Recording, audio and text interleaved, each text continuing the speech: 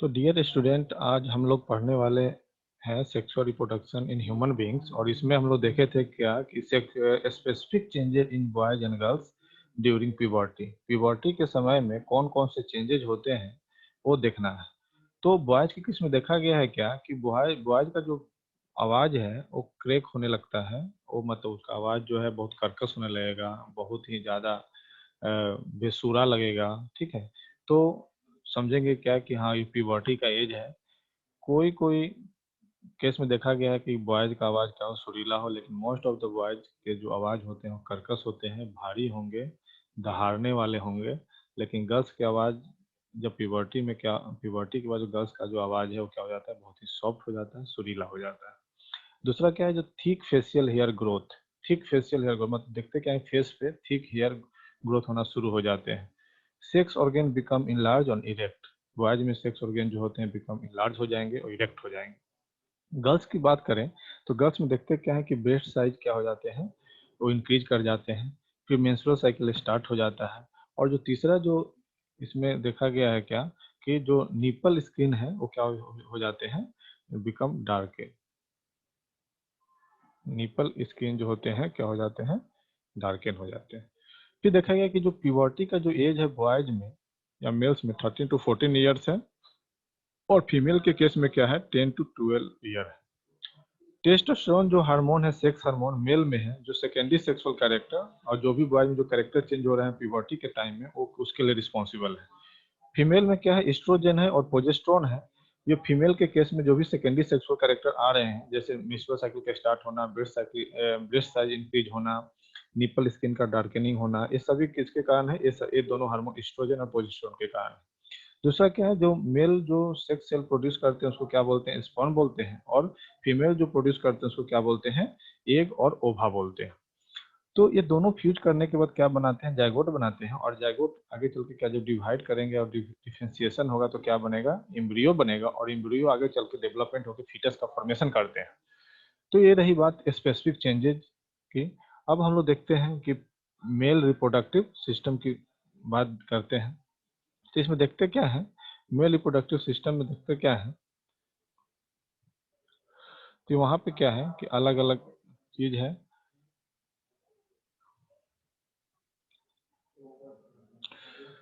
तो जो नेक्स्ट जो टॉपिक है वो क्या है, मेल रिप्रोडक्टिव सिस्टम। और मेल रिप्रोडक्टिव सिस्टम में देखते क्या है कि male reproductive system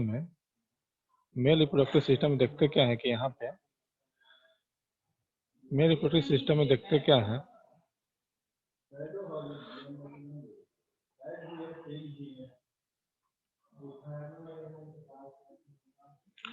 male reproductive system में देखते क्या है कि यहाँ पे क्या है कि टेस्टिस प्रेजेंट होते हैं। मेल रिप्रोडक्टिव सिस्टम में क्या है, टेस्टिस प्रेजेंट होते हैं। और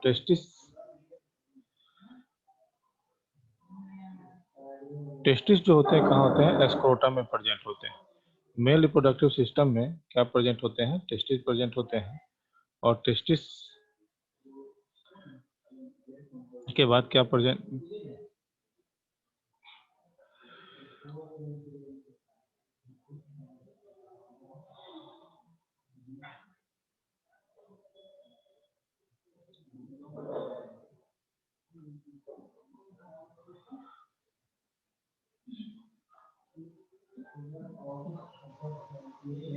चलिए। तो मेल रिप्रोडक्शन जो प्राइमरी सेक्स ऑर्गेन था मेल के केस में, प्राइमरी सेक्स ऑर्गेन जो मेल के केस में थे वो क्या था, टेस्टिस था। और प्राइमरी सेक्स ऑर्गेन जो मेल के केस में था वो क्या था, टेस्टिस था। और टेस्टिस क्या है, टेस्टिस जो है ये प्राइमरी सेक्स ऑर्गेन है मेल के केस में। और इससे क्या निकलता है, स्पर्म का सिक्रेशन होता है। और स्पर्म के साथ साथ सेक्स हार्मोन का सिक्रेशन होता है। तो टेस्टिस क्या है, एक इसको बोलते हैं प्राइमरी सेक्स ऑर्गेन। इसको क्या बोलते हैं, प्राइमरी सेक्स ऑर्गेन। और सेक्स ऑर्गेन है। दूसरा क्या देखा गया कि टेस्टिस का स्ट्रक्चर कैसा, ओवल शेप होता है। और ओवल शेप में इसका इंटरनल स्ट्रक्चर देखा गया क्या है कि इसके अंदर बहुत सारे क्या है कंपार्टमेंट है, छोटे छोटे क्या है कंपार्टमेंट है। और इस छोटे कंपार्टमेंट को क्या बोला गया, टेस्टिकुलर लोब्यूल बोला गया। इस छोटे कंपार्टमेंट को क्या बोला गया, टेस्टिकुलर लोब्यूल, टेस्टिकुलर लोब्यूल बोला गया।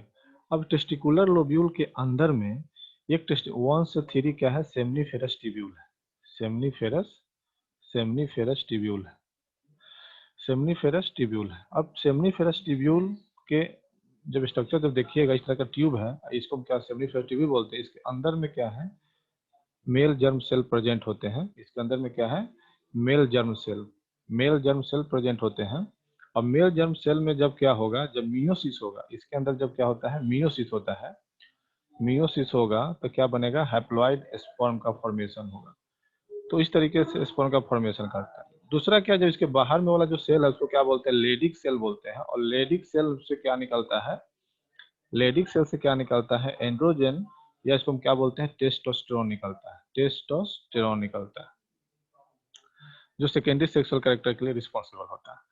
अब जो दूसरा जो है वो टेस्टिस जो है किस में प्रेजेंट होता है, स्क्रोटम में प्रेजेंट होता है। ये दूसरा जो पार्ट क्या है, स्क्रोटम है।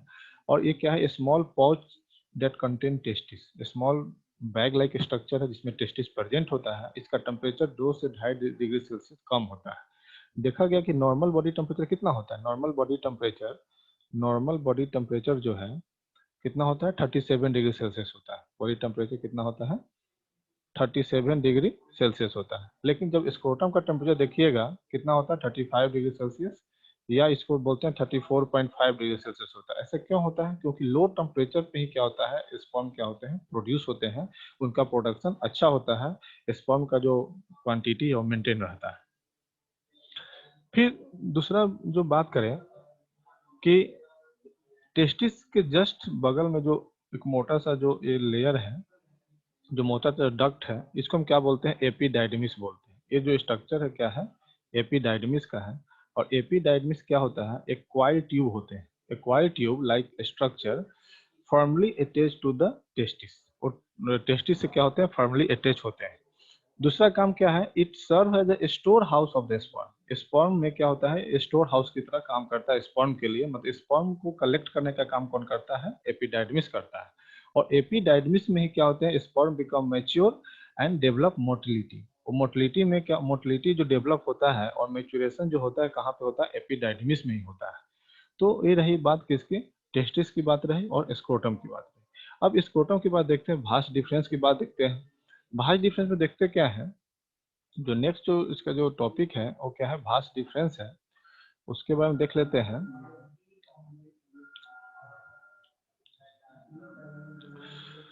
नेक्स्ट जो टॉपिक है क्या है, भास्ट डिफरेंस का है।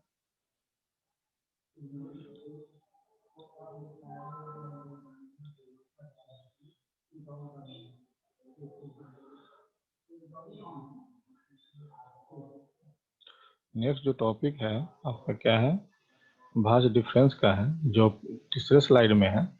और तीसरे स्लाइड को ओपन कर रहे हैं। अब इसमें देखा गया क्या, इसमें देखा गया कि जो भास्ट डिफरेंस है, यहाँ पे जो अब भास्ट डिफरेंस दिख रहा है आपको, ये भास्ट डिफरेंस का काम क्या है। ये जो आपका जो डक्ट जो निकला हुआ दिखाई दे रहा है, ये जो डक्ट निकला हुआ जो दिखाई दे रहा है, यहाँ से, यहाँ टेस्टिस से जो डक्ट निकला दिखाई दे रहा है, इसको हम क्या बोलते हैं, स्पर्म डक्ट भी बोलते हैं। क्यों बोलते हैं, क्योंकि इसी डक्ट से जो एपिडाइडमिस में जो स्पर्म स्टोर है, वो क्या होता है, इसी डक्ट से क्या होते हैं, मूव होकर के ये कहाँ आते हैं, यूरेथ्रा तक आते हैं। तो क्या करते हैं, भास्ट का काम क्या है, connect testis to urethra in order to allow the passage of semen. आगे हम लोग सीमेन पढ़ेंगे क्या होता है। दूसरा इसी में क्या टॉपिक है, यूरेथ्रा है। यूरेथ्रा क्या है, कॉमन पैसेज है फॉर बोथ स्पर्म और यूरिन के लिए, और secret seminal plasma and nutrient. और सेमिनल प्लाज्मा और न्यूट्रिएंट क्या करते हैं, सीक्रेट करते हैं। यह ध्यान रखना है कि यूरेथ्रा में एक ही समय में स्पर्म और यूरिन नहीं निकलेगा, बारी बारी से स्पर्म के टाइम में यूरिन नहीं, यूरिन के टाइम में स्पर्म नहीं प्रोड्यूस होगा। तो ये क्या है आपका भास्ट डिफरेंस के बारे में है। इसके बाद देखते हैं नेक्स्ट स्लाइड के में, देखते हैं कि नेक्स्ट स्लाइड में क्या है। नेक्स्ट स्लाइड में देखते क्या है, जो नेक्स्ट स्लाइड है, नेक्स्ट स्लाइड क्या है, जो चौथा स्लाइड है, और नेक्स्ट स्लाइड क्या है, इसको देखते हैं।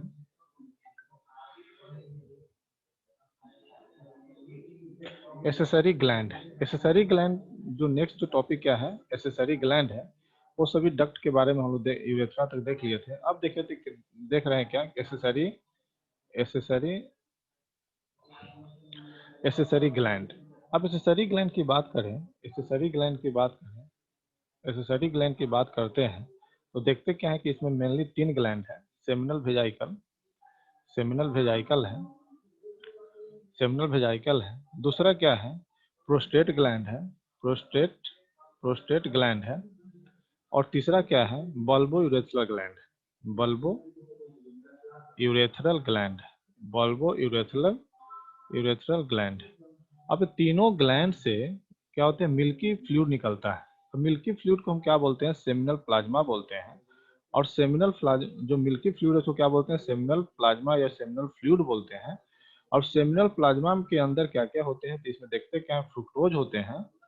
फ्रुक्टोज के साथ साथ क्या होते हैं, प्रोटीन होते हैं, प्रोटीन होते हैं, कैल्शियम होता है, कैल्शियम होता है, जिंक होता है, कैल्शियम होता है, जिंक होता है। ये सारे चीज क्या होते हैं, प्रेजेंट होते हैं। अब जैसे स्पर्म ये मूव मूव करता हुआ इसके पास आएगा और किससे मिल जाएगा, ये स्पर्म मूव करता हुआ यूरेथ्रा तक आएगा और ये क्या होगा, स्पर्म जो है ये मिल्की फ्लूइड से क्या होगा, मिक्स कर जाएगा। तो मिक्स कर जाने के बाद इसको हम क्या बोलते हैं, एक पर्टिकुलर नाम देते हैं इस पर्टिकुलर फ्लूइड का। इसको हम क्या बोलते हैं, the sperm with seminal fluid is known as semen. और सीमेन के साथ सीमेन कहलाएगा। और यही सीमेन क्या होता है, ये क्या होता है, यूरेथ्रा से निकलते कहा जाता है फीमेल जेनाइटल ऑर्गन में जाता है। अब जो सीमेन निकला, अब इसमें क्या है, स्पेशल क्या है, स्पर्म। स्पर्म क्या है, इस तरीके का स्ट्रक्चर है। इसके पास नेक हेड होता है, उसके बाद नेक होते हैं, मिडिल पीस होता है, और क्या होते हैं, लॉन्ग टेल होते हैं। लॉन्ग क्या होते हैं, टेल होते हैं, इस तरीके का लॉन्ग टेल होते हैं। तो देखते क्या कि हेड के पास क्या है, स्पेशल इंजाइम होते हैं जिसको हम क्या बोलते हैं, एक्रोजोम बोलते हैं। एक्रोजोम क्या करता है, वो एक सेल को क्या करता है, उसको पेनिट्रेट करके अंदर जाता है। मिडिल पीस में क्या होता है, माइटोकॉन्ड्रिया प्रेजेंट होता है जो कि उसको एनर्जी देता है और ताकि एनर्जी वो मूव कर सके। और टेल क्या करता है, लॉन्ग टेल क्या करता है, इसके मोटिलिटी के लिए लॉन्ग टेल जो होता है इसके मोटिलिटी को क्या करता है, डिटरमाइन करता है। तो इस तरीके से देखते क्या है कि ये आपका क्या था, डिफरेंट फंक्शन थे आपके मेल रिप्रोडक्टिव सिस्टम के।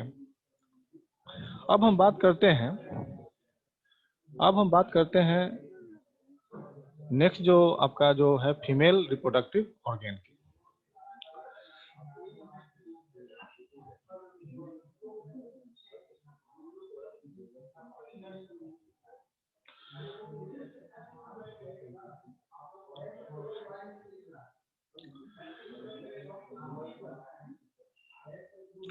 नेक्स्ट जो है वो क्या है, फीमेल रिप्रोडक्टिव ऑर्गन है। और जैसा कि बताए थे, फीमेल रिप्रोडक्टिव ऑर्गन में जो नेक्स्ट जो टॉपिक है वो क्या है आपका, फीमेल रिप्रोडक्टिव ऑर्गन है, फीमेल रिप्रोडक्टिव ऑर्गन है।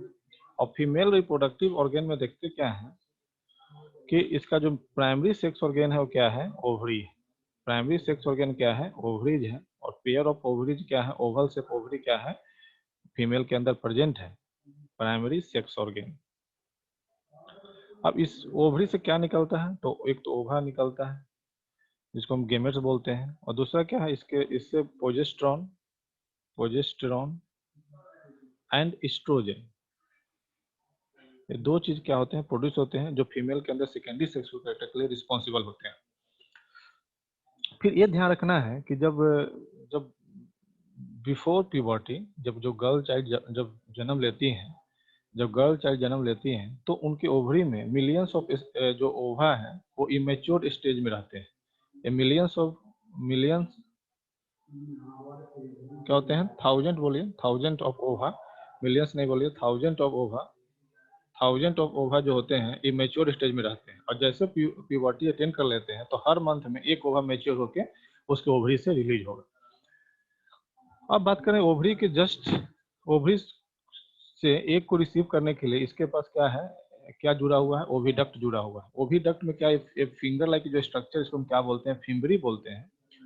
और फिम्बरी क्या करता है, एक को कलेक्ट करके कहाँ लाता है, ओविडक्ट में लाता है। ओविडक्ट क्या है, ओविडक्ट क्या करता है, ओविडक्ट क्या है, it provide site for fertilization. ये क्या करता है, it is the site of fertilisation,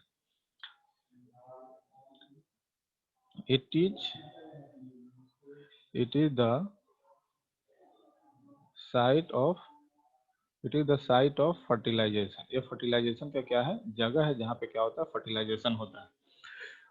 फिर देखिए it open in uterus for both the side. ये कहाँ पे ओपन होता है, देखिए यहाँ पे ये जो फेलोपियन ट्यूब है, ये ओविडक्ट बोलिए या फेलोपियन ट्यूब बोलिए, दोनों तरह से कहाँ कहाँ पे ओपन हो रहा है, यूटेरस में ओपन हो रहा है। इसको हम क्या बोलते हैं, यूटेरस बोलते हैं। और ये क्या होता है, ये कैसा होता है, इन्वर्टेड पियर शेप होता है, मतलब उल्टा नाशपाती के आकार का इन्वर्टेड पियर शेप स्ट्रक्चर होता है।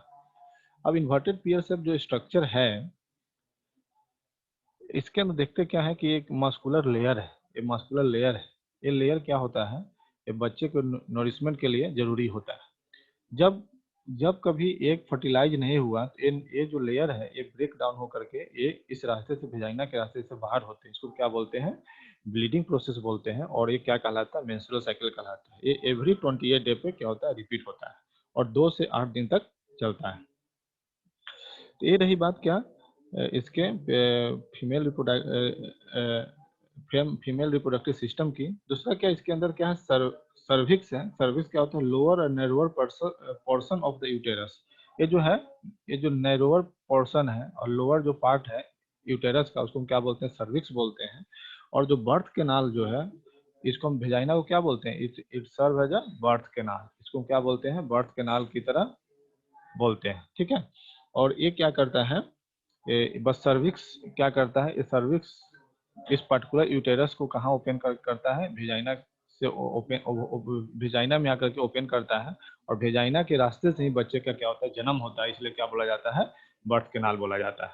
तो ये सब क्या रहा टोटल, ये जो ये है, किस ये जो है टोटल मेल और फीमेल रिप्रोडक्टिव सिस्टम के बारे में था। और हम नेक्स्ट क्लास में फर्टिलाइजेशन और पोस्ट फर्टिलाइजेशन चेंजेस पढ़ेंगे। तब तक के लिए धन्यवाद।